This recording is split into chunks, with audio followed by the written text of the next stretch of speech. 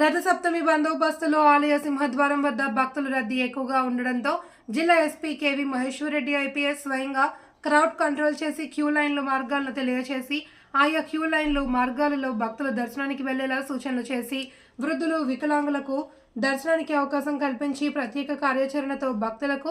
ఎటువంటి ఆటంకం అసౌకర్యం కలగకుండా పటిష్ట బందోబస్తు నిర్వహణ చర్యలు చేపట్టడం వల్ల